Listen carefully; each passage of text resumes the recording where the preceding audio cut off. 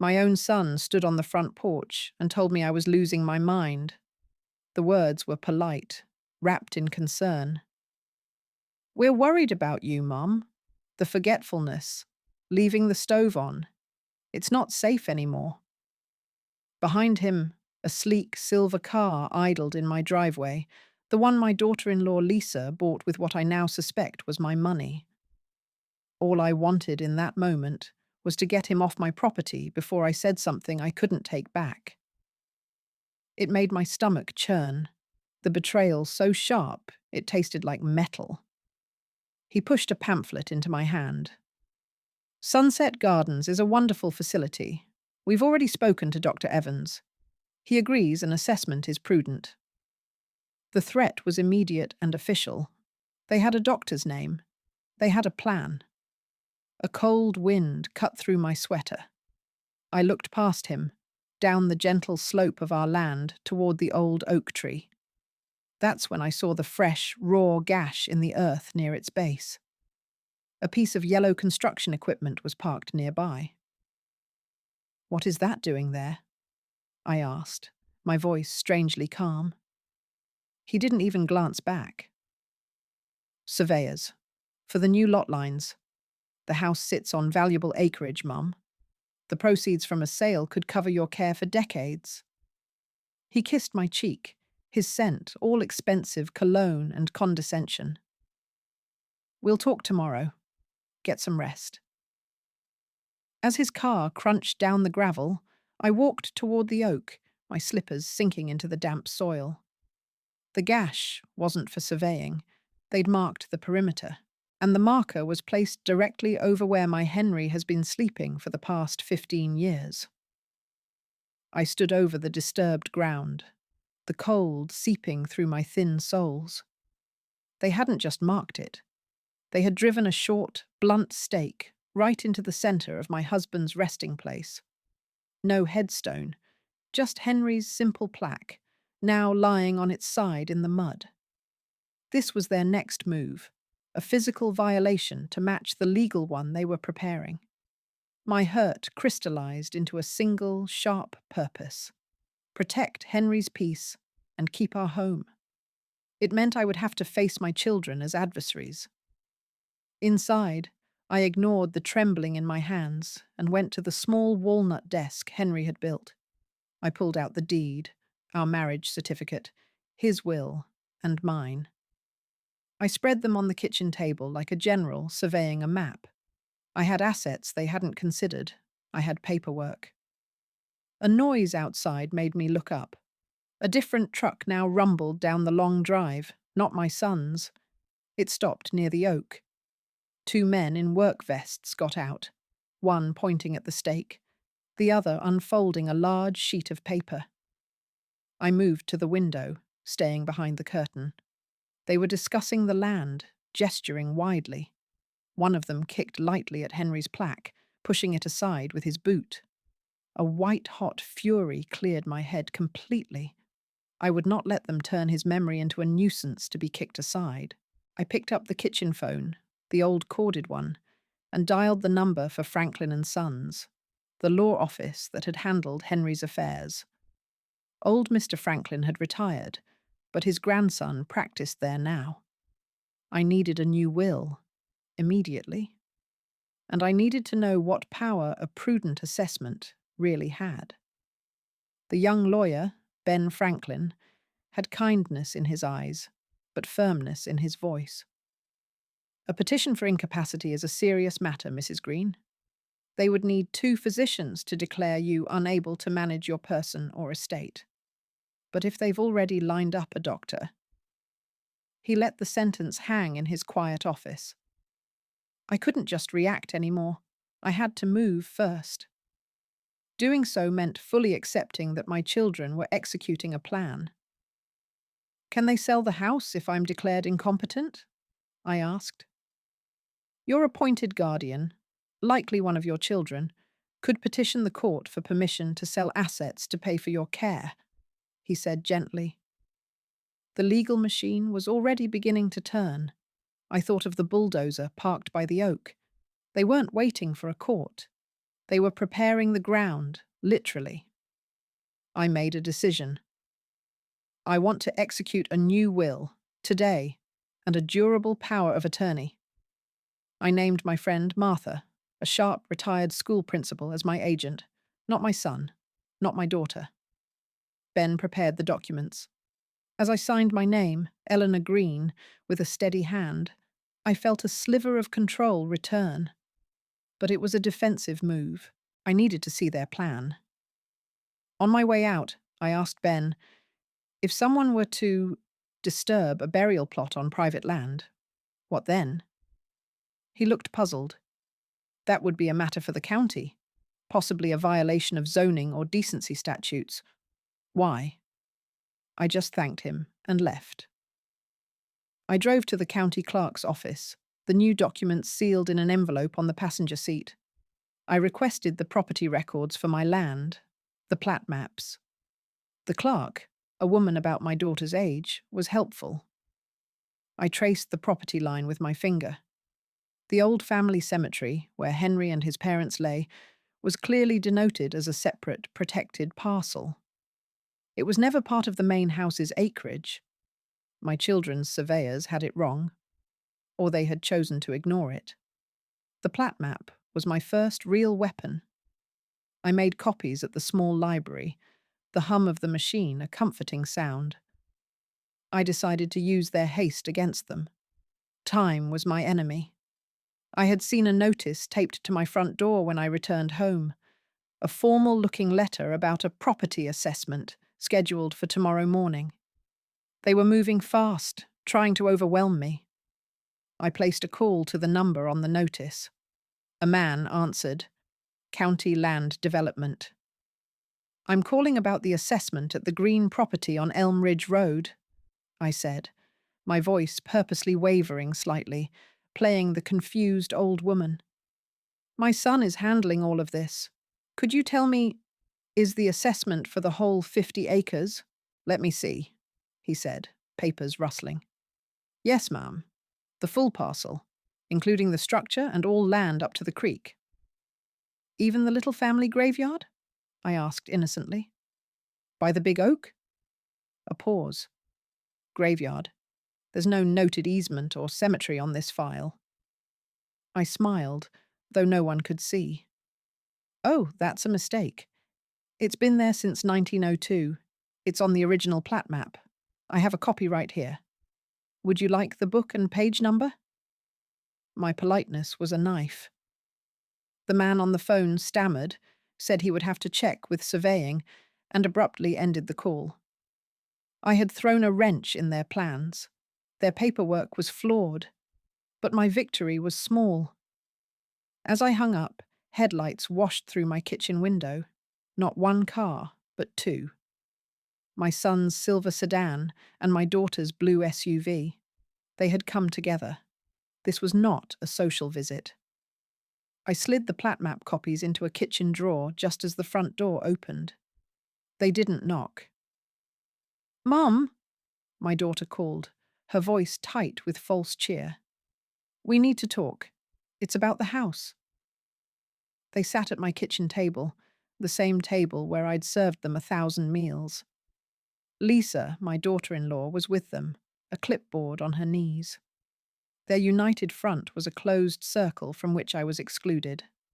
I resolved to listen, to learn the full shape of their plan. The market is perfect right now, my son began, as if discussing the weather. A developer has made a phenomenal offer for the land. It sets you up for life at Sunset Gardens. I don't want to be set up at Sunset Gardens, I said quietly. My daughter leaned forward. Mum, you can't live alone. Just last week you forgot your pills for 2 days.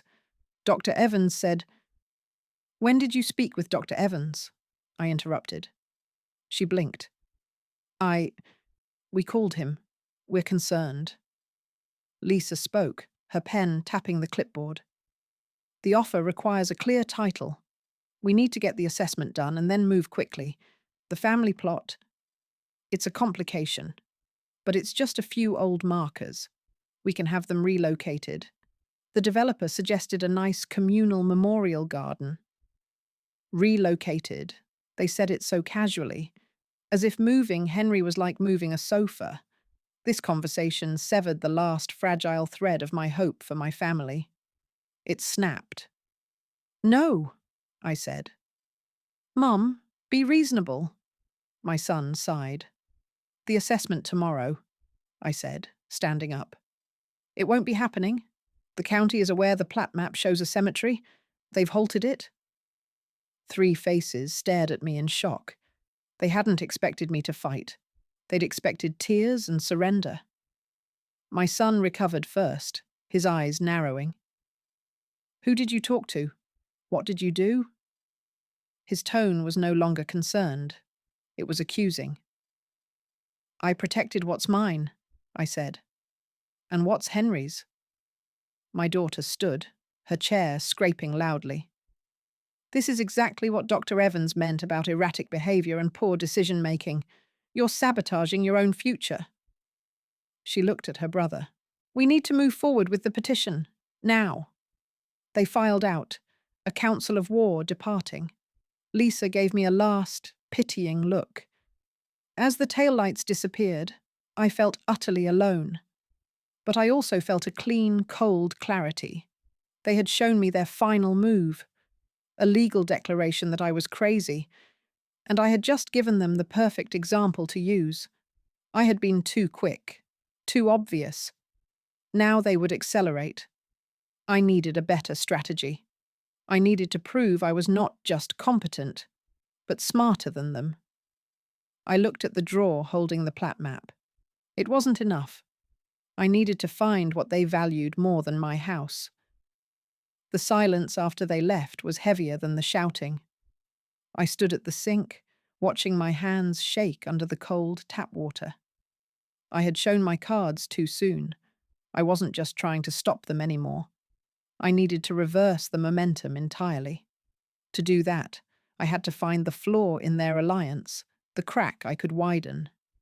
If I failed, it would mean sunset gardens and a bulldozer over Henry's heart. I went back to Henry's desk. This time, I looked for their traces, not ours. I found old tax returns, copies of checks I had written for my grandchildren's tuition, a folder labelled loan documents. My breath caught. Inside was a promissory note from 8 years ago. My son had borrowed $35,000 for a business venture, with the house as collateral. Henry had co-signed. The venture failed. The loan was marked paid in full 2 years later. I never asked how. I pulled out my own checkbook registers, cross-referencing dates. There it was, a transfer from our joint savings account for the exact amount, labelled investment. Henry had paid it off without telling me, to spare our son the shame. Everything changed. This wasn't just about my competency. It was about covering a financial secret. If the house was sold, any unusual transactions might be scrutinized. My son wouldn't want that. The doorbell rang, a sharp, intrusive sound. It was a uniformed delivery man with a registered letter. I signed for it. The return address was the law firm of Hartwell and Briggs. I knew that name. Lisa's brother was a partner there. I didn't open it. I placed it on the table, a silent white bomb. They were using a lawyer now, their own. My homemade plat map defense seemed childish. I needed professional counsel that was truly mine. I called Martha. Her voice, crisp and no nonsense, was an anchor. Eleanor, what's happened? I sat with Martha in her tidy living room, the Hartwell and Briggs letter between us. She opened it, her reading glasses perched low on her nose. It's a formal notice, she summarized, her lips thin. They are petitioning the court for a temporary guardianship and a medical evaluation, citing your erratic and obstructive behavior regarding the management of your property. They have a statement from Dr. Evans based on telephone consultations with your children. She looked at me. This is serious, Ellie. I knew what I had to do. discredit their evidence before the court could even see it. Doing so meant admitting to my best friend that my children were strangers to me. Henry paid off a large loan for our son, I said, my voice flat. I showed her the documents. I think this sale is about more than just putting me away. It's about erasing a debt no one was supposed to know about. Martha nodded slowly, a strategist assessing a battlefield. Then we need to make you the most transparent, competent senior in the county. We need a doctor of our own, and we need to make that loan matter. She made 2 calls, one to a geriatric specialist, Dr. Amina Chen, known for her thoroughness, the other to a forensic accountant she knew from her school board days. Just a preliminary look, she said into the phone. Follow the money from that loan repayment backward. The tension returned within the hour. My son called. I put him on speaker for Martha. Mum, you received the letter. This is for your own good. We have an appointment with the court-appointed psychologist next Thursday. Please be cooperative. His tone was that of a warden. I've already scheduled an independent evaluation with Dr. Chen, I said calmly. I'm sure the court will appreciate a full picture. A long silence. Then, why are you making this so difficult? The mask of concern was gone, replaced by pure frustration. That frustration was my tiny victory. I hung up. Martha squeezed my hand. The game is ugly, Ellie, but you're learning to play. Later that evening, her accountant friend called back. His first question surprised me.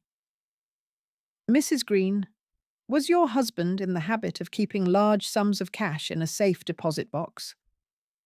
The question about the cash hung in the air. I told the accountant no. Henry believed in banks. He was quiet for a moment. The check that paid off the loan was drawn from your joint savings, correct? But the ledger shows a lump sum deposit into that account just 2 days prior. A cash deposit. $40,000. I felt the world tilt. Henry hadn't used their savings. He had brought in money from somewhere else to cover our son's failure. Where did a retired mechanic get $40,000 in cash? Now I needed to follow that money. Its origin was a mystery that could change everything. But to do that, I'd have to dismantle my perfect memory of my husband, piece by piece. Martha and I drove to the bank the next morning. As my power of attorney, she could request records I couldn't. The manager, a man who remembered Henry, was helpful, but cautious. The deposit slip from that date was signed by Henry. The source line was blank. Walking out empty-handed, the pressure felt physical. I saw my daughter across the street, coming out of the pharmacy. She hadn't seen me. She was crying, wiping her eyes angrily. It was a raw, private moment. I almost called out. But then Lisa pulled up in her car, and my daughter got in quickly, the door slamming shut. Their alliance wasn't happy. There was strain there. I stored that observation away. At home, I turned the house upside down. I looked for a receipt, a ledger, a note. Nothing. Exhausted, I sank into Henry's worn armchair in the den. My hand brushed against the underside of the arm, a habitual gesture.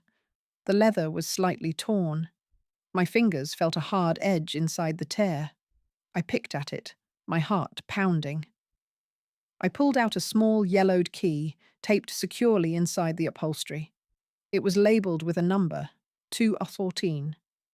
It was a safe deposit box key, but not from our bank. The logo was unfamiliar. Henry had a secret, and my children's desperation to control this house might somehow be tangled in it. The key felt like a live wire in my hand. The task ahead was clear. Find the box. But doing so meant accepting Henry had kept a significant secret from me for years. I called every bank and credit union in a 20-mile radius, asking if they had a box 214. The 5th call hit. Greenbrook Savings and Loan, the woman said. We have that box. What is the name on the account? My throat tightened. Henry Green, I said. I'm his widow, Eleanor. I have the key. She asked for death certificates and letters testamentary. I didn't have the right paperwork. I was stalled. The pressure from my children became a vice.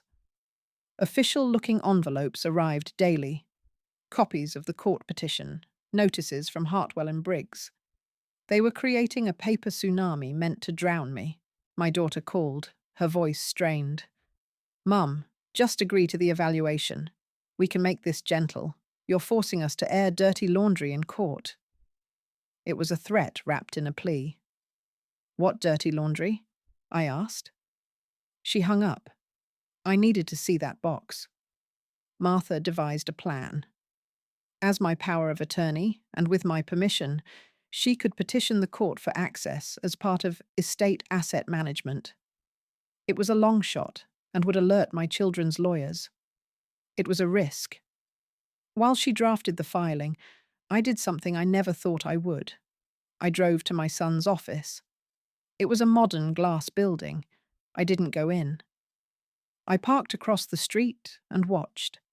I saw him come out, not with Lisa, but with a man in an expensive suit. They shook hands warmly. The man got into a car with a familiar logo on the door, the developer's logo. They weren't just selling to a faceless corporation. My son was personally involved with the buyer. This wasn't just about my care. It was a business deal for him. I drove home, a cold certainty settling in my bones. The secret in box 214 was connected to my son.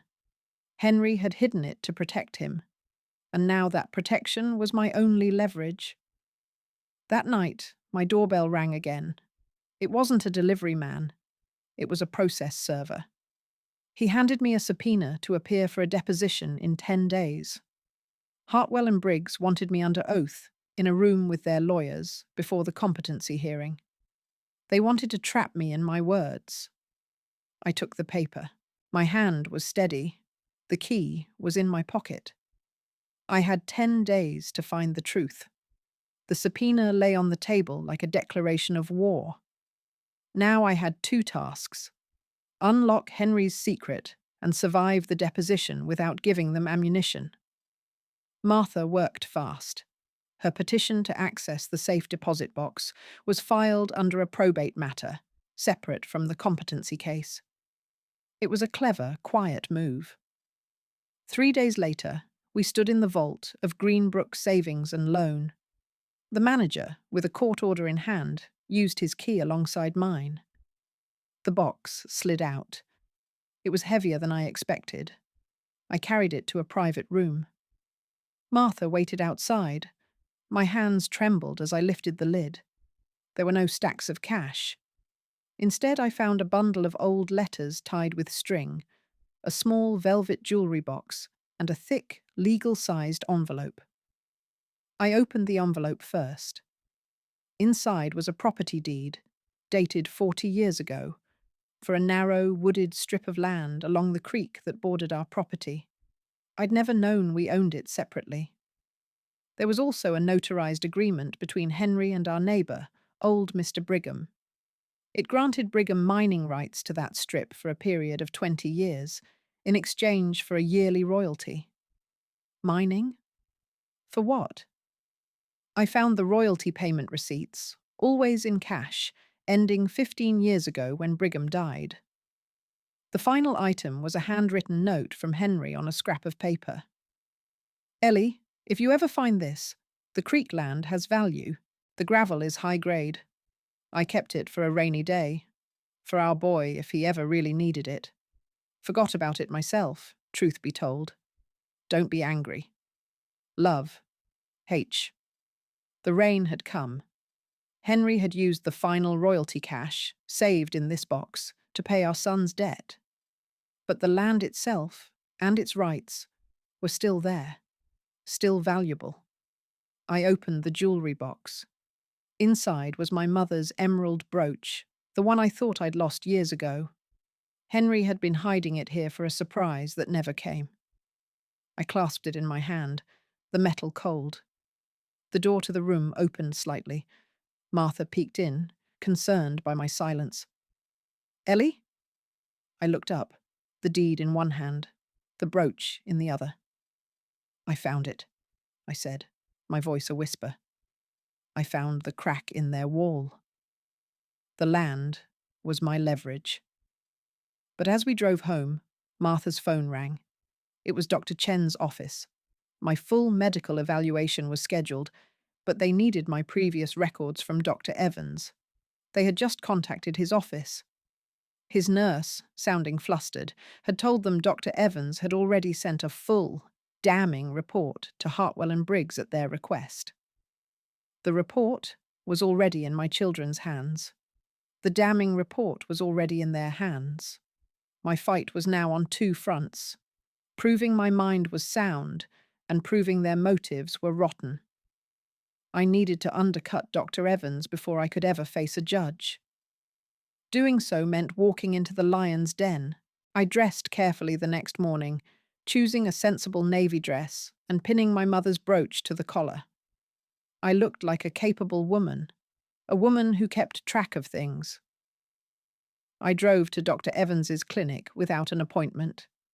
The receptionist, a young woman named Tara, who I'd known for years, looked startled. "Mrs. Green, did we have you scheduled?" "I need 5 minutes of the doctor's time," I said, my voice polite but firm. "It's regarding a report he authored about me. I believe it contains inaccuracies." I saw the flicker in her eyes. She knew. She buzzed the back office, speaking in a low, urgent tone. Dr. Evans emerged, his expression a blend of professional calm and deep discomfort. "Eleanor, come in." His office was warm, shelves lined with medical texts. I didn't sit. "You wrote a report declaring me incapable based on telephone conversations with my children," I stated. "You haven't examined me in over a year." He sighed, steepling his fingers. "Your children's concerns, coupled with your documented history of minor memory lapses, warranted a preliminary opinion." "Documented where?" I asked. "In your notes from my annual physicals, where I scored perfectly on every cognitive screen. The memory lapses you noted were about me, forgetting to mention a knee ache, not forgetting my name." I placed a copy of my last 3 visit summaries on his desk, which Martha had helped me obtain. "You've based a legal opinion on hearsay, Doctor. Why?" He looked at the papers, then at me, his composure cracking. "Your son. He was very persuasive. He said you were a danger to yourself, that you were hoarding, forgetting to eat." "And did you think to call me? To see for yourself?" The room was silent. "My son is brokering a land deal with the developer who wants my property. He has a financial interest in having me declared incompetent. You have allowed your professional judgment to be used as a tool for fraud." The word fraud hung in the air, heavy and dangerous. Dr. Evans paled. "I will be undergoing a full, independent evaluation with Dr. Chen," I continued. "I expect you to retract your preliminary opinion and submit my complete medical file to her. Today." I turned and left, my knees weak but my spine straight. I had just called his bluff. As I reached my car, my phone buzzed. It was Martha. "Ellie, you need to come home. Now. There's been an incident at the property." Martha's car was in my driveway, and she was standing at the edge of the lawn, her hand over her mouth. I followed her gaze. The raw earth by the old oak was no longer just a gash. It was a crater. The small, dignified plaque for Henry was gone. In its place was churned mud and torn roots. They had brought the bulldozer back and taken a test dig right through the heart of his plot. The physical violence of it stole my breath. This was their response to my legal maneuvering, a brutal, symbolic strike. I stood there, the spring sun feeling obscene. My focus hardened from mere defense to something more determined. I would make this violation the centerpiece of my case. They had desecrated a grave. I took out my phone and took pictures, methodically, from every angle. I called the non-emergency sheriff's line. I reported the vandalism and disturbance of a burial site on private property. A deputy came out, a young man who took notes and looked uncomfortable. "Do you know who did this, Ma'am?" "I believe it's connected to a development company interested in buying the land," I said, "and to my family, who is petitioning for control of it." I gave him the developer's name. He promised to make a report. The pressure intensified that afternoon. A courier delivered a letter from Hartwell and Briggs. It was a motion to compel my appearance at the deposition, citing my recent confrontational and erratic behavior as reported to them by my children. They were using my visit to Dr. Evans against me. I was boxed in, reacting to their every move. Then, a small break. My neighbor, Tom Brigham, the grandson of the man who'd had the mining agreement, saw the sheriff's car and came over. He was a quiet man in his 50s. "Saw the dozer," he said, shaking his head. "That's a shame about your Henry's spot." He looked at me. "My granddad always said your Henry was a straight shooter. That agreement they had, it was handshake tight." He nodded toward the creek. "That gravel's still good. A company called Ridgeline Aggregates has been sniffing around, asking old-timers about mineral rights. They're the same folks buying up all the land down the road." Ridgeline. That was the developer's parent company.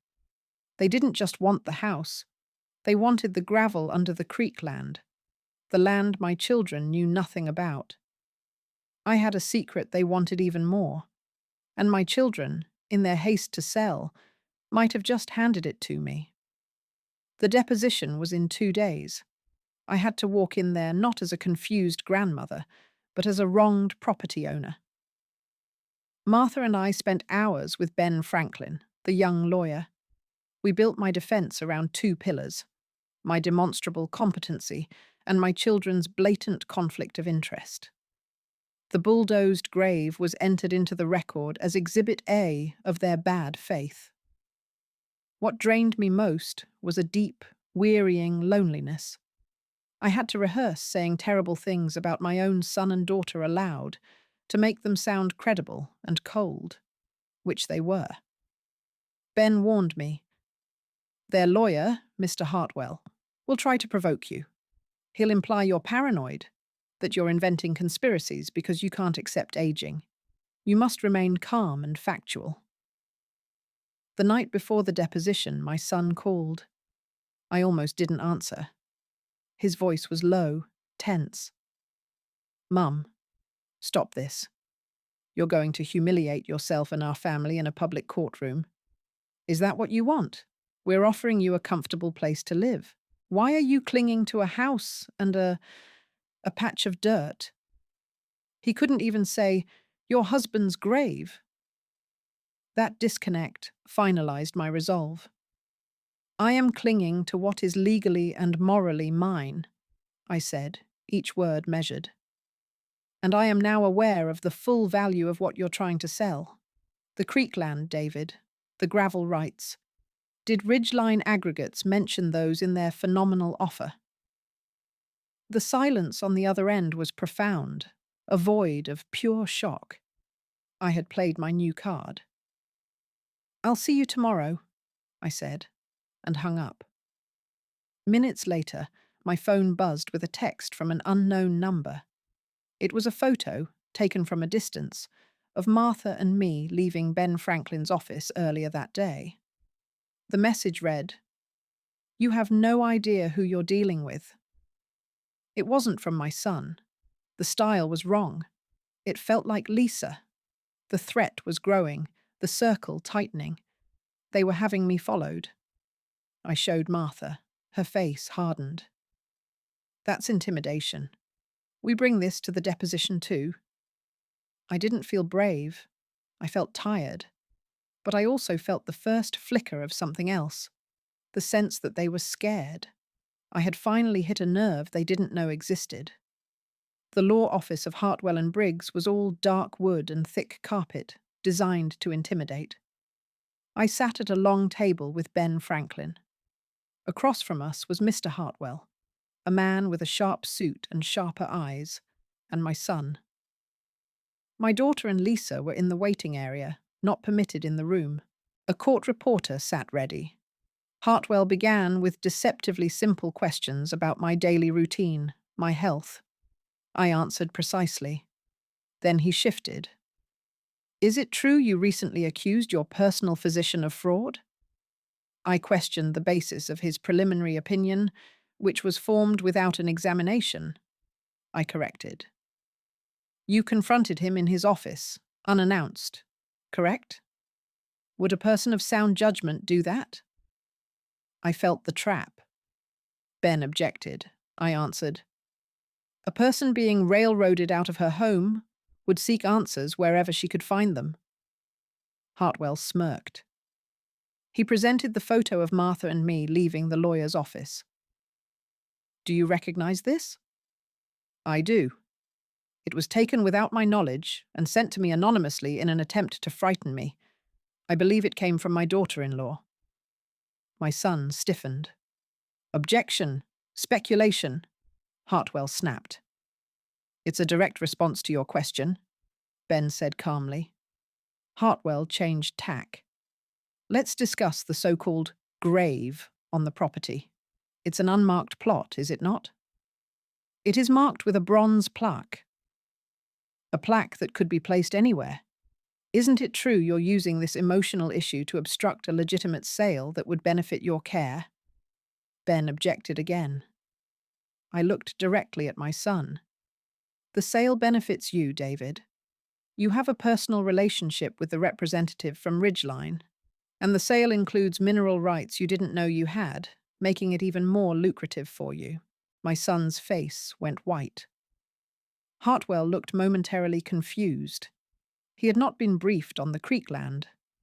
The dynamic in the room shifted. I had introduced a fact their side didn't control. Hartwell called for a recess. In the hallway, I saw my son arguing with Lisa in hushed, furious tones. He was blaming her for something. The crack was widening. When we reconvened, Hartwell's questions were scattered, rushed. He was off balance. As the deposition wound down, he asked one final question, almost dismissively. Mrs. Green, in your opinion, why are your children pursuing this course of action? I looked at my son, who wouldn't meet my gaze. For money, I said, the word simple and devastating in the quiet room. And because they think I am too old to matter. The deposition ended. Walking out, I felt hollow. I had won the day, but the war wasn't over. Ben patted my shoulder.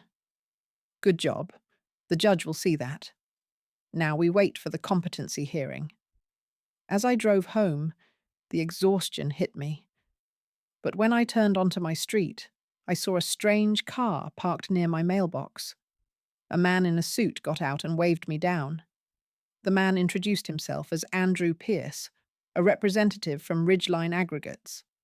He was polite, slick. Mrs. Green, I wonder if we might have a word about your property. I understand there's some family discord. We might be able to propose a solution that satisfies everyone. This was their new tactic. Cut out the middlemen, my children, and deal with me directly. I decided to hear him out, to gather information I could use. I invited him onto the porch, but not inside. I wanted the boundaries clear. I'm listening, Mr. Pierce. The offer for the main house and acreage stands. It's very generous. But we've recently done more thorough surveys. There's a separate parcel, a narrow strip by the creek that seems to have been overlooked. The mineral rights there are quite valuable. We'd like to make an offer for that too, a separate, private offer to you. The strip is not part of the sale my children arranged, I said. Exactly. That's why I'm here. We can deal with you solely. A quick, clean transaction. It would provide you with independent funds, which I understand could be useful given your legal situation. The offer was a bribe and a wedge. If I sold the Creek land secretly, I'd have money to fight them, but I'd also be admitting its value and potentially complicating my overall legal stance. It was a clever trap. I'll need to consult my attorney, I said. Of course, he smiled. He handed me a card. The offer is good for 72 hours. It's a one-time opportunity to simplify your life. As he drove away, I knew the pressure had just multiplied. They wanted to split my assets and my attention. I called Martha and Ben. We agreed I should not sell, but we should use the offer. Ben drafted a formal letter to Hartwell and Briggs, with a copy to the probate court, stating that I had received an unsolicited offer for a specific, separately deeded asset, and that I was rejecting it to preserve the estate's integrity. The letter framed my children's petition as not only harmful to me, but potentially financially detrimental to the very estate they sought to control. It was a masterstroke. The reaction was swift and ugly. That evening, my daughter came to the house alone. She didn't look angry. She looked devastated. Mum, what are you doing? David is furious. Lisa is talking about divorce. You're tearing our family apart over dirt and stones. She was crying real tears.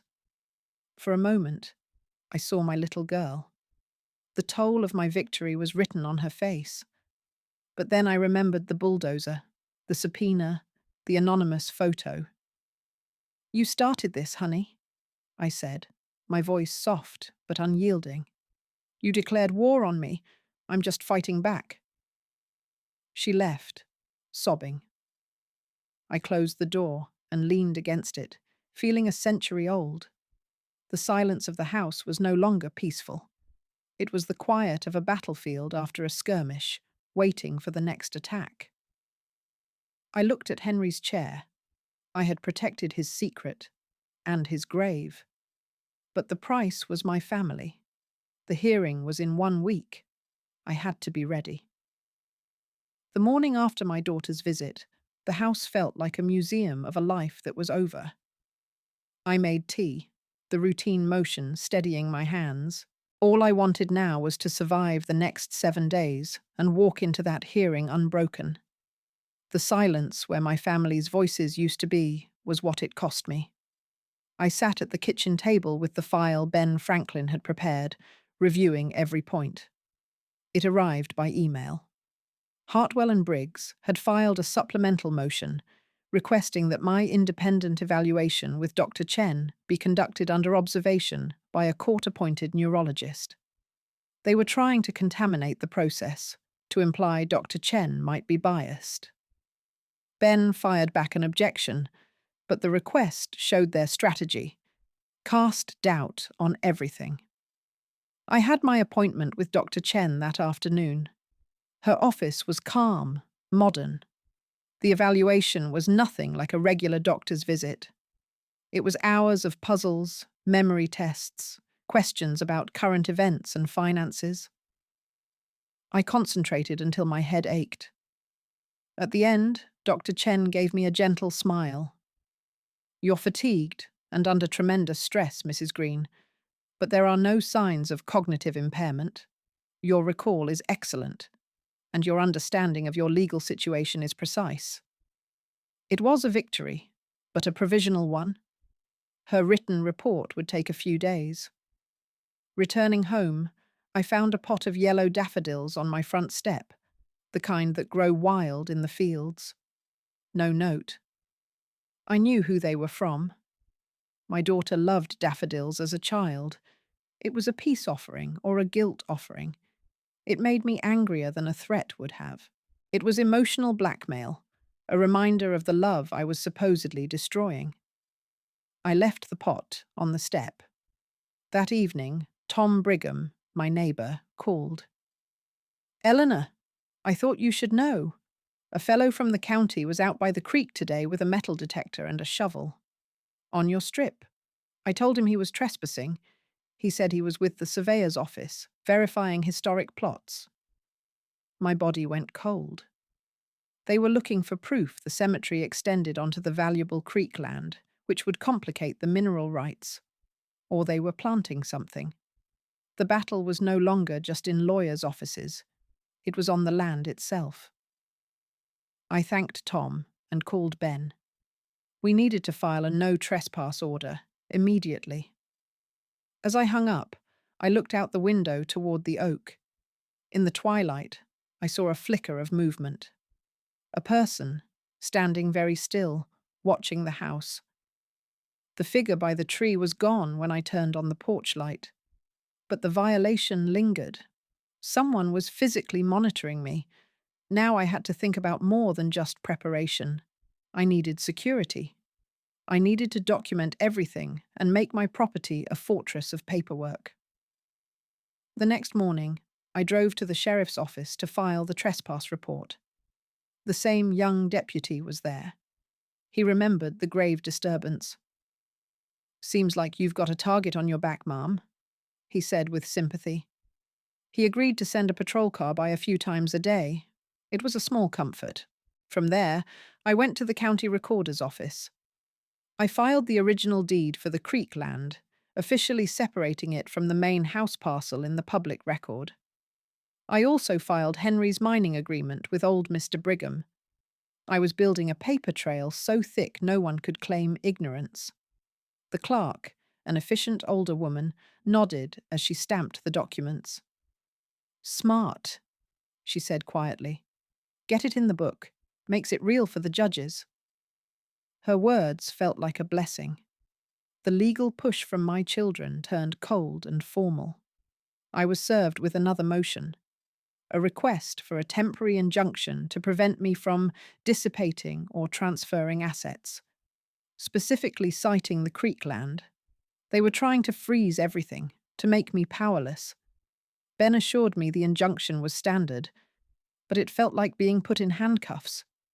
The call came from an unexpected direction. My phone rang with a number I didn't recognize. It was Andrew Pierce from Ridgeline Aggregates again. "Mrs. Green, I understand there's an injunction pending. That complicates our offer, but it doesn't complicate a consulting fee." He proposed paying me for a historical survey of the mineral rights on the creek land, a thinly disguised way to give me money. "It would be a retainer, for your expertise, perfectly legal. It would give you resources for your personal needs." He was offering me a war chest, but it was poisoned. If I took it, Hartwell would use it to prove I was secretly profiting from the estate. I told him I'd consider it, just to end the call. The avenues to fight were narrowing, being channeled into choices that all seemed to compromise me. I was sitting in my living room, staring at Henry's chair, when the doorbell rang. It was a delivery man with a large, flat package. I signed for it. Inside was a framed, blown-up photograph. It was a picture of Henry's grave, the plaque clean and in place, taken years ago on a sunny day. Written on the matting in elegant script were the words, "Remember what you're really fighting for." There was no return address. I sank into a chair, the framed photo on my lap. It was a weapon designed to break my heart, not my will. And it came from someone who knew exactly which memories to use. The photograph was a psychological strike. It made the bulldozed crater outside seem like a bad dream. I had to acknowledge its power, and then set it aside. I placed the picture face down on the desk. I needed to find out who sent it. Lisa had access to old family photos. So did my daughter. But the elegance of the framing, the careful script, it felt like Lisa's calculated style. I called Martha. She came over, examined the package, the postmark. It was mailed locally. "It's meant to destabilize you right before the hearing," she said. to make you emotional and volatile.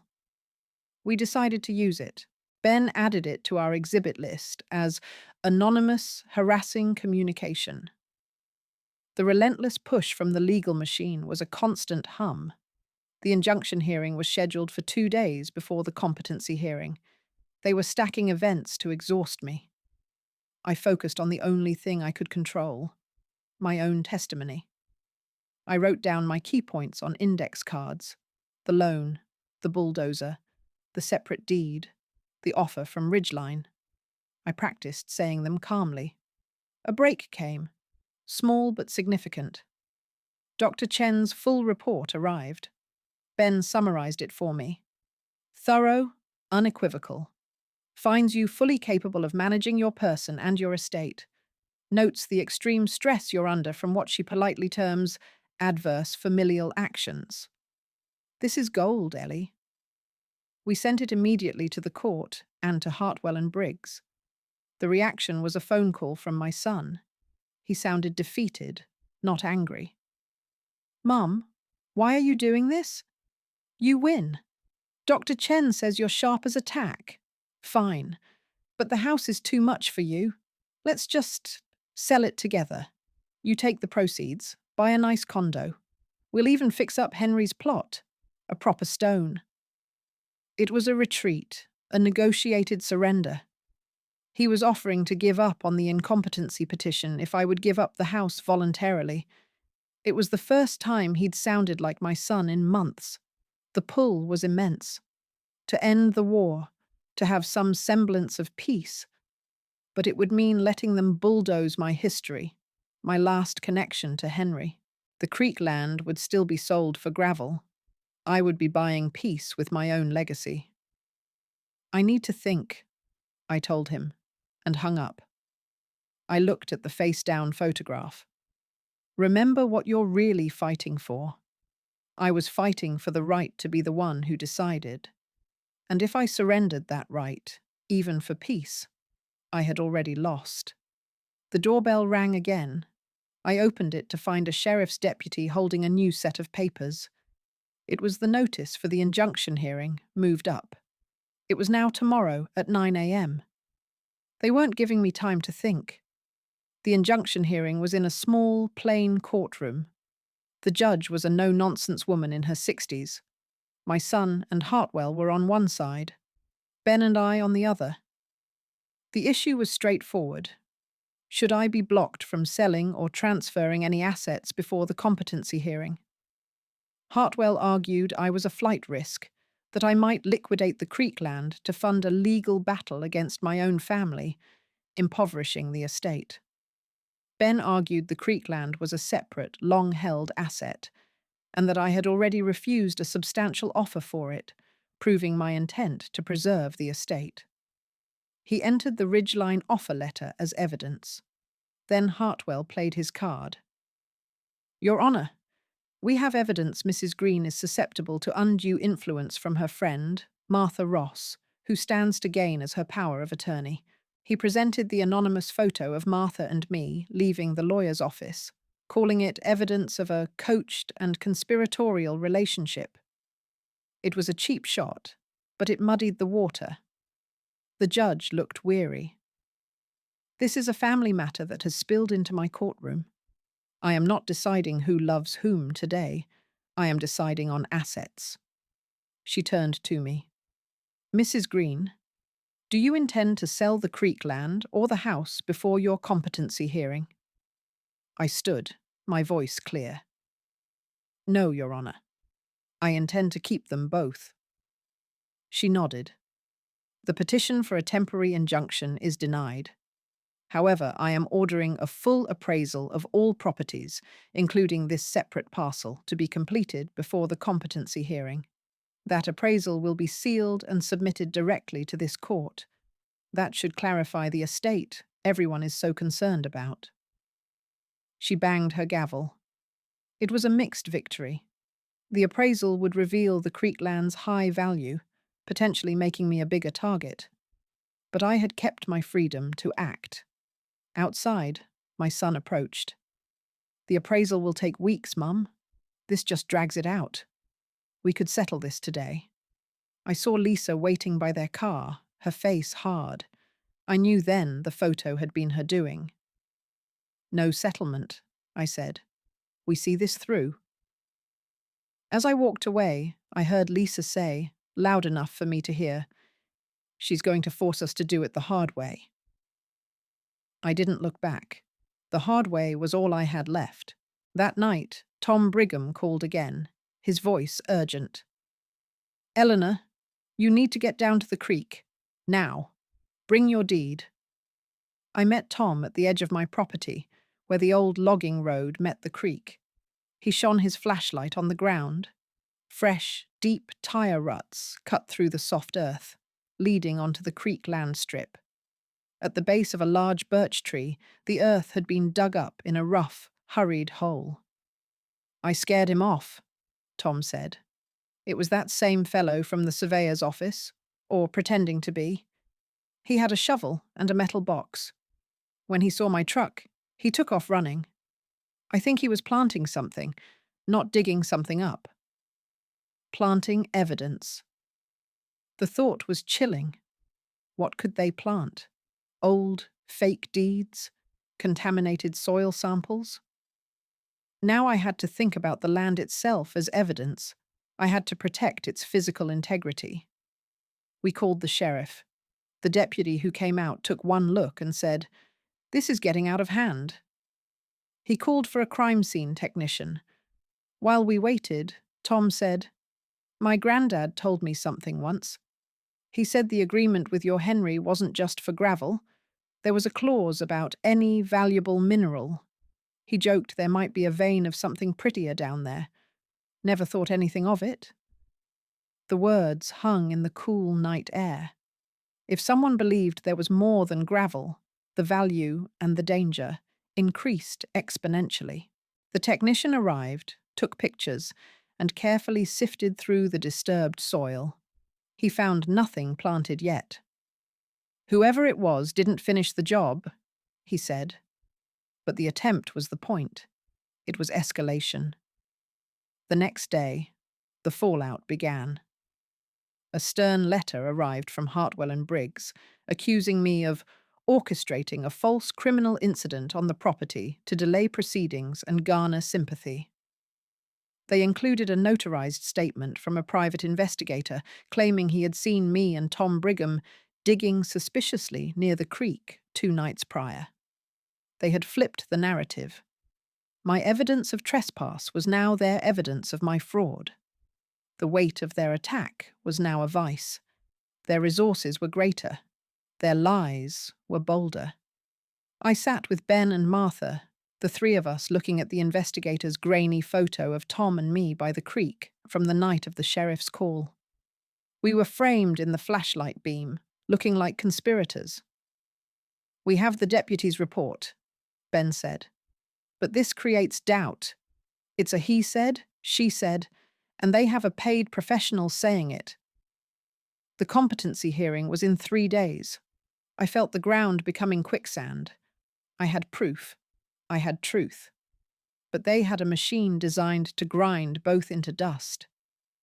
I went to Henry's grave, the crater still open. "I'm running out of moves, Henry," I whispered.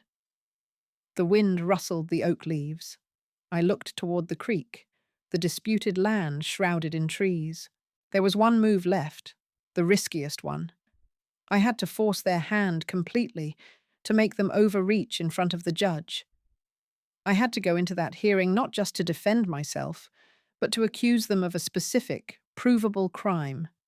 Not greed, but fraud. And I thought I knew how. I sat in Ben Franklin's office with the fake investigator's photo staring back at me. My plan was simple now. I would walk into that hearing and lay out a pattern of fraud, not just conflict of interest. To do that, I needed one piece of irrefutable evidence that connected my son to a deliberate lie. I would have to let go of the last shred of hope that my family might come to its senses. Ben was skeptical. "Accusing them of fraud is a serious legal claim.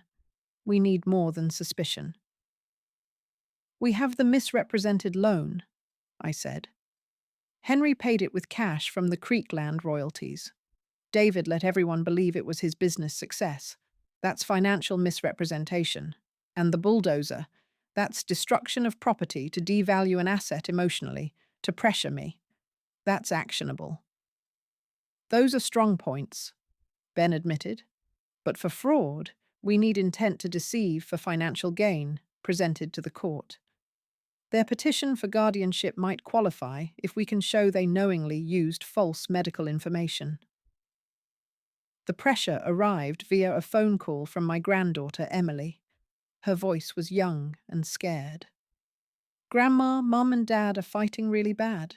Dad says Aunt Lisa is going to ruin everything. He said something about a document from the old doctor that wasn't right. I thought you should know. She hung up quickly. That was it. The crack. Dr. Evans's report. If it contained knowingly false statements, that was fraud on the court. I called Dr. Evans's office. Tara answered. I didn't mince words. Tara, this is Eleanor Green. My family's case is in court. If there are any irregularities in the report Dr. Evans submitted, now is the time to speak up. Perjury is a crime. There was a long silence. Then she said very quietly, he was upset after you left. He made some additions to the notes after the fact. From memory. He said it was to clarify. My heart hammered. Would you be willing to say that in an affidavit? I asked. I can't lose my job, she whispered. But check his computer audit log. The file was modified last on the date after your visit. She hung up. Ben immediately drafted a subpoena for Dr. Evans's electronic records. It was a gamble. If the log showed alterations after the fact, we had our evidence. But it would take time we didn't have. The hearing was in 2 days. As I drove home, a black sedan followed me for 3 blocks before turning off. The surveillance was ongoing. When I got home, there was a voicemail from my son. Mum, call me off. Stop with the subpoenas. You're not going to like what happens next. It was a threat, bare and clear. I played it twice, saving it. Then I went to Henry's desk and took out the safe deposit box key. I held it in my palm. Henry's secret had started this. Now I needed it to end it. I called Tom Brigham. Tom, do you still have any of your grandfather's old papers? Anything about what else might be in that creek land? He said he'd look. Things were shifting, but the clock was ticking louder than ever. Tom Brigham arrived at my door with a dusty cardboard box. We spread its contents on the kitchen table. There were faded receipts, maps drawn on brittle paper, and a small, leather-bound journal. Tom pointed to an entry dated over 50 years ago. Listen to this, he said, and read his grandfather's handwriting. Met with H. Green today. Agreement signed for gravel. He is an honest man. Told him about the quartz vein traces I spotted. Not worth mining now, but the land holds more than dirt. He said to keep it between us, for the children's future. Quartz, possibly silica, used in everything from glass to electronics. If the vein was substantial, the land's value wasn't just gravel, it was industrial mineral rights. This changed everything. My children's developer, Ridgeline, must have suspected this. Their urgent offers, the trespassing to plant who knows what. It wasn't just about a housing development. It was about mining rights they could resell for millions. Everything became clear. I had to get this journal and the updated appraisal showing mineral potential in front of the judge before my children could spin their narrative. It meant trusting Tom with my family's dirty laundry. He looked at me, his eyes kind. My granddad thought highly of yours. I'll stand as a witness if you need me. Ben was ecstatic when I told him. This is the motive, Ellie. This explains their desperation. We need a geologist's report, fast. He knew a consultant who could do a preliminary assessment based on the journal and old maps, but it would cost $5,000 I didn't have. The pressure from my son's threat manifested. I received an email from Hartwell and Briggs with a draft of a settlement agreement. It offered me a life estate in the house, with the commercial land, the creek strip, being sold to fund a trust for my care. They were trying to split the baby, offering me the house, but taking the real prize. If I refused, they noted, they would pursue legal fees from my estate for frivolous litigation. I was trapped between funding a defense and accepting a hollow victory. Martha stepped in. "I have savings, Ellie. A loan. No arguments." I hugged her, tears in my eyes. The financial burden of this fight now fell on my friends too. We hired the geologist, who promised a report in 24 hours. That night, I couldn't sleep. I wandered to the window. The black sedan was back, parked down the road. At 3 a.m., my phone buzzed. A text from an unknown number. "The journal is hearsay? Let it go." They knew. They had someone watching Tom's house, too. My evidence was compromised before I even used it. I sat in the dark, the phone glowing in my hand. The hearing was tomorrow. I had a journal, a geologist on the clock, and a threat. I needed a way to secure the journal's authenticity beyond doubt. I remembered the county recorder's office. At first light, I would go there and record a sworn affidavit from Tom about his grandfather's journal. It would be in the public record before the hearing even started. It was a preemptive strike. The county recorder's office opened at 8. Tom met me there, the journal in a clear plastic bag. We filed a declaration of historical fact with the clerk, attaching copies of the relevant journal pages. Tom swore to its authenticity under penalty of perjury. The clerk filed it under the property's legal description. It was now part of the permanent record, time-stamped and indisputable. One piece of the puzzle was locked down. The geologist's report arrived via email at 9:30. His preliminary opinion: high probability of substantial quartzite deposits based on historical notes and regional geology. Recommend core sampling. Estimated value, if proven, is in the mid-7 figures. Ben printed it immediately. "This is our smoking gun," he said. "They want to sell this land for gravel prices while knowing it's worth a fortune. That's fraud in the inducement." The competency hearing was at 1 p.m. I dressed in a simple blue suit, my mother's brooch pinned neatly. I felt a strange calm. That calm was born from the emptiness where my family should have been. Martha drove me to the courthouse. We didn't speak much. The courtroom was smaller than I expected. My son, daughter, and Lisa sat with Mr. Hartwell at one table, Ben and I at the other. The judge was the same no-nonsense woman from the injunction hearing. She started by reviewing the petitions.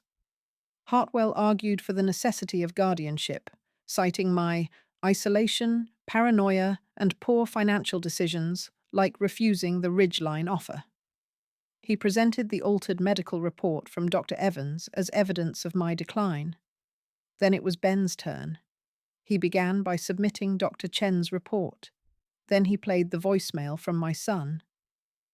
"You're not going to like what happens next." The judge's eyebrows rose. Ben then entered the evidence of the bulldozed grave, the trespassing report, and the anonymous photo harassment. He painted a picture of coercion. Hartwell objected repeatedly, calling it character assassination. The judge overruled him. "I want to hear the full context," she said. Ben saved the best for last. He submitted the recorded affidavit from Tom Brigham and the geologist's report. "The petitioners have been attempting to force the sale of this land, including a separately deeded parcel with immense mineral value, under false pretenses. They have suppressed this information to lowball their own mother. This is not about care. It is about greed and fraud. My son shot to his feet. Objection! That report is speculative. We knew nothing about any quartz. Ben didn't miss a beat. Then why did your business partner, Andrew Pierce of Ridgeline, offer Mrs. Green a private consulting fee specifically for her knowledge of the mineral rights? He submitted the Ridgeline offer letter. The room went very quiet. The judge leaned forward. I need to see the original medical report from Dr. Evans, the unaltered one. She adjourned the hearing for 1 hour to review the subpoenaed computer logs. As we walked out, my daughter was crying silently. My son wouldn't look at me. Lisa stared straight ahead, her face a mask. The situation had reversed. The judge was looking at fraud. But the hard end was yet to come. We waited in the hallway, and the bailiff called us back in sooner than expected. The judge's expression was grim. She held up a printout. The audit log for Dr. Evans's medical file for Eleanor Green shows significant alterations made 2 days after her visit, additions that substantially worsen the clinical impression. The original notes mention only mild age-appropriate forgetfulness. The submitted report adds confrontational behavior and inability to manage finances based on no recorded examination. She looked at Hartwell. Counselor, did you or your clients know this report was altered? Hartwell paled. Your Honor, we received the report in good faith from a licensed physician. My clients relied on Dr. Evans's professional judgment, my son added, his voice strained. The judge ignored him. I am dismissing the petition for guardianship due to tainted evidence. Furthermore, I am referring this matter to the District Attorney's Office for investigation into potential fraud on the court. The temporary restraints are dissolved. Mrs. Green retains full control of her person and property. It was over. I had won. The legal victory was absolute. But as the gavel banged, the full weight of what I had lost hit me like a physical blow. My daughter let out a sob and ran from the courtroom. My son stood, his face ashen, and followed without a word. Lisa remained, shooting me a look of pure hatred before gathering her papers.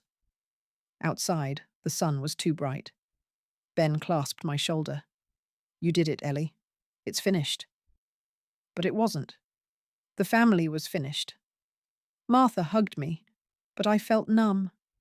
The war was over, and the battlefield was littered with the wreckage of my relationships. That evening, back in my silent house, the phone rang. It was Andrew Pierce from Ridgeline. His tone was all business now. Congratulations, Mrs. Green. The development deal with your family is obviously void. Our offer for the creek land stands. At its true value, we can work directly with you. He named a number that made my head spin. It was life-changing money, enough to secure my future, travel, help my grandchildren, the ones who might still speak to me. But it meant selling Henry's secret, the land he hid for a rainy day. I told him I'd think about it. I sat at the kitchen table, the deed to the creek land before me. I had fought to keep everything. Now I had to decide what to do with it. The immediate danger was gone, replaced by a hollow freedom. A week passed. No word from my children. The district attorney's office called, asking for a statement. I gave it, feeling like I was signing their death warrant. Then, a letter arrived, handwritten from my daughter. Mum, I'm so sorry. I was scared and stupid. David and Lisa, they convinced me it was for the best. I don't expect forgiveness. I just wanted you to know. I held the paper, the ink blurring from my tears. Winning the legal battle had brought a personal catastrophe. I needed to find a way to live with it. I made a decision about the land. I called Ben. I want to create a trust, I said.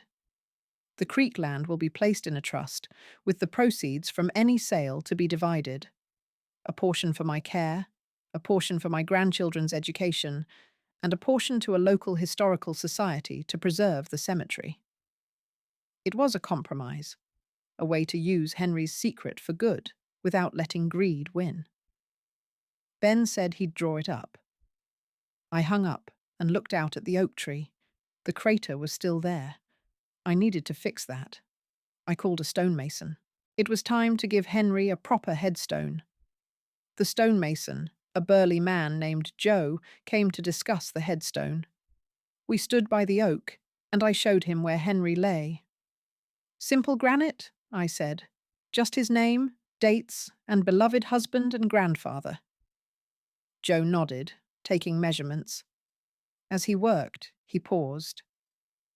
You know, my crew and I were supposed to do a job out here a while back, for a developer, marking lot lines.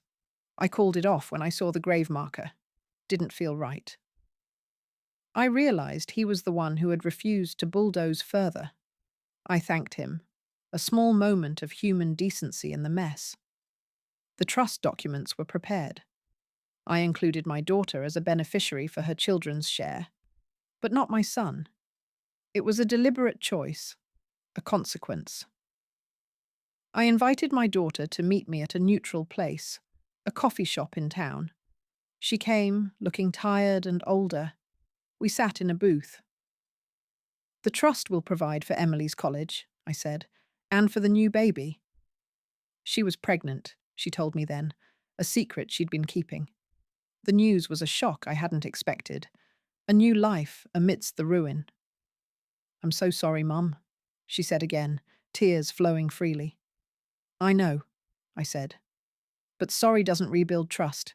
We start with the children. You can be part of their lives, and mine. But David and Lisa, not here. Not at the house. She nodded, accepting the terms. It was a fragile peace. I signed the trust documents. The creek land was now protected, its value to be managed by a neutral trustee. Ridgeline's offer was declined. Instead, I authorized a proper geological survey to establish its true value for the trust. Joe installed Henry's headstone, a solid, graceful piece of grey granite. I planted daffodils around it, the kind my daughter loved. Months passed. The district attorney investigated but decided against criminal charges for my son and Lisa, citing insufficient evidence of intent beyond civil matters. They were fined for court costs. My son and Lisa moved to another state. The house was quiet. Martha visited often. My daughter brought Emily over for tea sometimes. The grandchild grew. One afternoon, I sat on the porch with Henry's old photo album. I came across a picture of him smiling by the creek, a young David on his shoulders. The pain was still there, a dull ache. But so was the peace of the land, the sound of the wind in the oak tree. I had saved our home. I had protected Henry's rest. I had even salvaged a thread of family. It wasn't the happy ending from a storybook. It was messy and stained with tears. But it was mine. I closed the album and looked out at the property, the sun setting behind the trees. The fight was over. Now came the living. The quiet after the storm was a thing I had to learn. My days were no longer measured by court dates or subpoenas, but by the slow turn of the seasons on the land. What I wanted now was simple, to rebuild a life within these walls that felt like living, not just surviving. What remained from my victory was the persistent silence where family gatherings used to be. I filled it with small projects. I had the crater by the oak properly filled and landscaped. A low stone border now framed Henry's new headstone. I placed a bench nearby. It became my morning ritual to sit there with a cup of tea. The daffodils came up in the spring, a bright yellow promise around the grey granite. My daughter, Clara, started visiting on Thursday afternoons. We were cautious with each other, like people recovering from the same illness. She told me about the baby growing, a boy. She asked if I had any name suggestions. I said Henry was a fine name, but she should choose what felt right. We didn't talk about David. I learned from Clara that he and Lisa had moved across the country. The distance felt geographical and final. My granddaughter Emily came with Clara sometimes, often burying her nose in her phone, but she'd sometimes ask about the old photographs on the mantel. A thread was being woven back, but the fabric would always have a tear in it. The trust for the creek land was established. The geological survey confirmed a significant quartzite deposit. The trustee, a staid local banker, began the process of soliciting serious bids. The money, when it came, would be secure. I had ensured my independence. One afternoon, Martha and I were going over my household budget, a mundane task that felt like a luxury. "You're all set, Ellie," she said, closing the ledger. "For the next 100 years." We laughed, a real laugh that echoed in the quiet kitchen. It was a good sound. But peace, I was finding, was not the absence of conflict. It was the presence of small, manageable things, and the memory of the large, unmanageable pain that sat just beneath, like the quartz under the creek, solid and unmoving. Clara's baby was due in the summer. She asked me, tentatively, if I would like to be at the hospital. I said yes, without hesitation. It was a new purpose, a focus on a beginning rather than an end. I bought soft blue yarn and started knitting a blanket, my fingers remembering the old motions. The rhythmic click of the needles was a soothing sound in the evenings. The past tried to intrude once. I received a formal letter from a law firm in another state representing David. It was a request, not a demand. He was asking for his personal effects from the house, his old high school yearbooks, some trophies, a box of childhood things stored in the attic. He phrased it as a respectful inquiry. There was no apology, but there was no threat either. It was a severance. I felt a deep, weary sadness. I packed the items carefully in a sturdy cardboard box. I included a photograph I found of him and Henry building a treehouse, both of them smiling, covered in sawdust. I didn't write a note. I mailed it to the lawyer's address. That chapter was closed. The bigger task was deciding what to do with the house itself. It was too large for one old woman, but selling it felt like a surrender of everything I'd fought for. I discussed it with Clara during one of her visits. She was sipping herbal tea, her hand resting on her rounded belly. "You could," she said slowly, "build a smaller place, here on the property, a cottage. Keep the land, keep the memories, but make a space that's easier." The idea took root in my mind. A cottage with a view of the oak. I could see Henry's stone from the window. The main house could be kept for family, for when Emily or the new baby might want to visit. It was a plan that looked forward. It felt like hope. I hired a local architect, a young woman with clever ideas about single-level living. We walked the property, choosing a spot. The process was creative and calming. But as we finalized the preliminary drawings, I noticed a familiar car driving slowly past the end of my driveway. It was Andrew Pierce from Ridgeline. He didn't stop. He just drove by. Twice. The sight was a cold splash of reality. The world of greed and leverage still existed out there, even if my personal war was over. I was not naive enough to think it was over forever. The sight of that car was a reminder. I called Ben Franklin. He advised updating my security system and making sure all my legal documents were on file with the local police. I did both. I also wrote a clear, concise letter to Andrew Pierce, sent via certified mail. I stated that all communications regarding the property or mineral rights were to go through the trustee of the land trust, and that any further unsolicited contact would be considered harassment. I heard nothing back. The car did not return. Clara went into labour on a hot July night. I drove to the hospital, my hands tight on the wheel. I waited in the hallway, then in a waiting room. It was a long night. When a tired but smiling nurse finally came to get me, I felt a surge of anxiety that had nothing to do with courts or deeds. Clara was propped up in bed, looking exhausted and radiant. In her arms was a tiny, wrapped bundle. "Mom," she said softly, "this is Samuel Henry." I touched the baby's perfect, wrinkled hand. He gripped my finger with a surprising strength. The tears that came then were clean, washing away some of the residue of bitterness. Here was something new, a Samuel, a Henry, a fresh start inscribed with an old name. I held him, breathing in that unique scent of new life. The weight of him was a profound anchor. In that moment, the house, the land, the money, it all receded. This was the point. This was what you fought to protect. The future. I stayed for an hour, then left them to rest. Driving home in the dawn light, the world seemed softer. I went straight to the bench by Henry's stone. "You're a great-grandfather," I told him. The leaves of the oak rustled in the morning breeze. It felt like an acknowledgement. The construction on the cottage began the following week. The sounds of saws and hammers were not invasive. They were sounds of building, not destruction.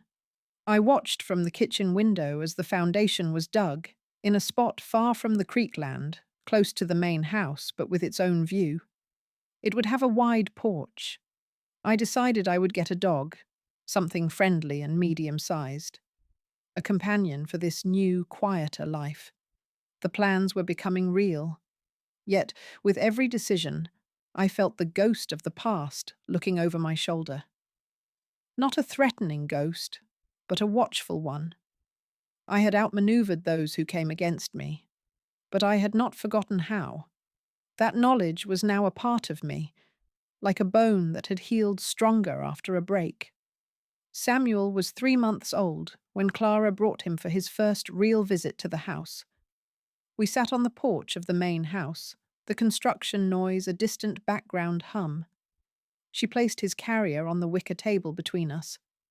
He was asleep, his eyelids fluttering.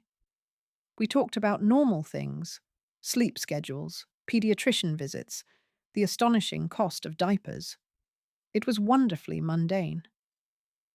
She looked toward the cottage frame taking shape. "It's going to be lovely, Mom." "I hope so," I said. "There's a room for you and the kids whenever you want." "Always." She nodded, her eyes growing serious. "David called me last week. I didn't say anything. Just waited. He's not doing well.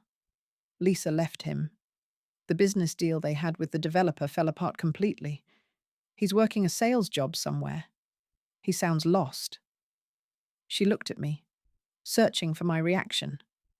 I felt a pang, deep and parental, but it was distant, like hearing about a tragedy in another country. The connection had been severed too thoroughly. "I'm sorry to hear that," I said, and I was. But I felt no urge to reach out. My responsibility to him had ended when he chose to become my adversary. Some fences cannot be mended. You just learn to live with the view of the broken posts. Clara seemed to understand. She changed the subject back to the baby. Later, I walked her to her car. As she was buckling Samuel in, she said, "Thank you, Mum, for letting us back in." I kissed her forehead. After they drove away, the solitude returned, but it felt different. It was chosen, not inflicted. The cottage was finished by late fall. It was perfect, open, bright, with wide doorways and a kitchen window that looked right at Henry's oak. I moved in my essential things, The main house, full of the furniture and memories of a larger life, was cleaned and closed up. The heat turned low, but not off. It waited. I got a dog, a gentle rescue mutt named Buddy, who liked to sleep by the fireplace. On the first night in the new cottage, I sat on my porch with Buddy at my feet, a blanket over my knees. I looked at the main house, dark against the twilight sky, and then at the oak, a solid shadow. I had done what I set out to do. I had held my ground. But holding ground, I realized, isn't about staying stuck in one spot. It's about knowing what that ground means and being able to build something new upon it, with the strength it gave you. The fight was truly over. Winter came gently. The first snow dusted the oak branches and Henry's headstone, covering the daffodil bulbs sleeping beneath. Buddy and I took short walks, our breaths making clouds in the cold air. I had settled into the rhythm of my cottage. The trustee sold the mineral rights to the creek land to a reputable national firm. The sum that flowed into the trust was more than I could comprehend. My share provided a comfort I'd never known. I set up college funds for Emily and Samuel and made a generous donation to the Historical Society, which erected a small, tasteful marker at the road acknowledging the historic Green family cemetery. One afternoon in December, Clara and the children came to decorate the main house for Christmas. We didn't open the whole place, just the living room. Emily, now a teenager, rolled her eyes but helped string lights. Clara placed Samuel under the tree on a blanket, surrounded by shiny ornaments he tried to gum. We drank cocoa.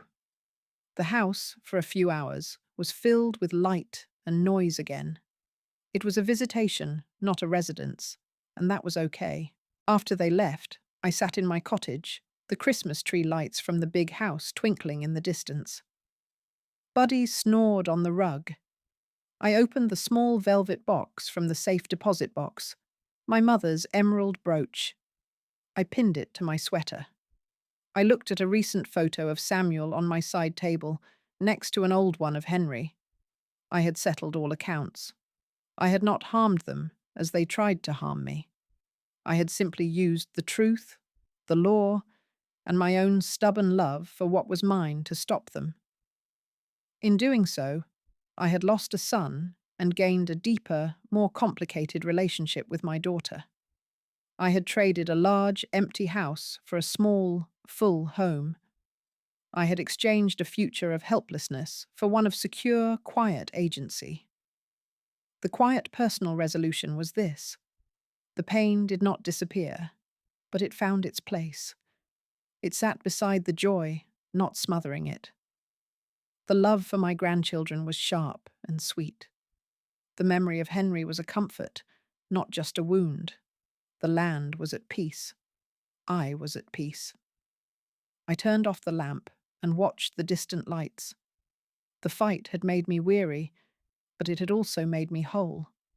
I had protected my story. Now, at last, I could simply live it.